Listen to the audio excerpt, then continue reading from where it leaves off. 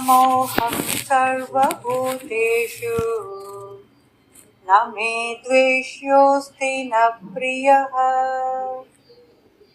ये भजन्ति तु मां भक्त्या मयि ते तेषु चाप्यहम्.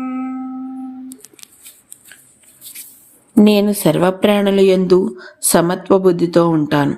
నేను ఎవరి పట్ల పక్షపాతంతో కానీ లేదా విరోధభావంతో కానీ ఉండను. కానీ ప్రేమతో నన్ను ఆరాధించే భక్తులు నా యందే నివసిస్తారు మరియు నేను వారి యందు నివసిస్తాను.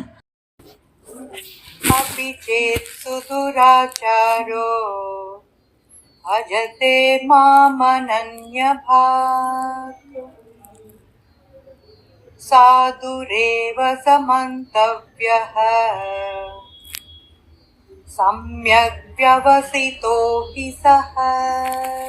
పరమ పాపిష్టి వారైనా సరే నన్ను అనన్య భక్తితో పూజిస్తే వారిని ధర్మాత్ములుగానే పరిగణించాలి. ఎందుకంటే వారు సరైన నిర్ణయం తీసుకున్నారు కాబట్టి.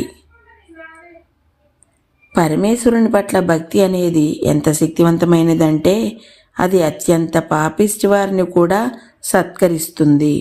మన శాస్త్రాలలో అజామిలుడు మరియు వాల్మీకి ఉదాహరణలు ఇందుకు నిదర్శనం.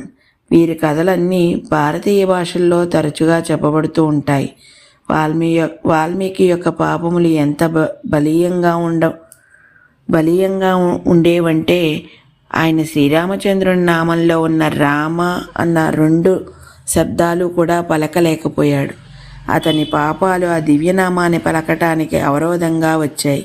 కాబట్టి ఆయన గురువు ఆయన్ను భక్తిలో నిమగ్నం చేయడానికి ఒక ఉపాయం ఆలోచించి ఆయన్ని మరా అని ముందు వెనుకలుగా అనమని చెప్పాడు.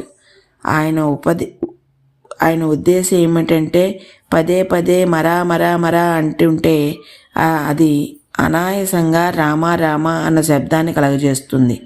ఆ ఫలితంగా వాల్మీకి వంటి పాపాత్ముడు కూడా అనన్య భక్తి ద్వారా మహాత్ముడై ఋషిగా మార్పు చెందాడు. ఈ రోజుకి ఇక్కడ తాగుతుందని మిగతాది రేపు చెప్తాను. అంతవరకు ధన్యవాదాలు.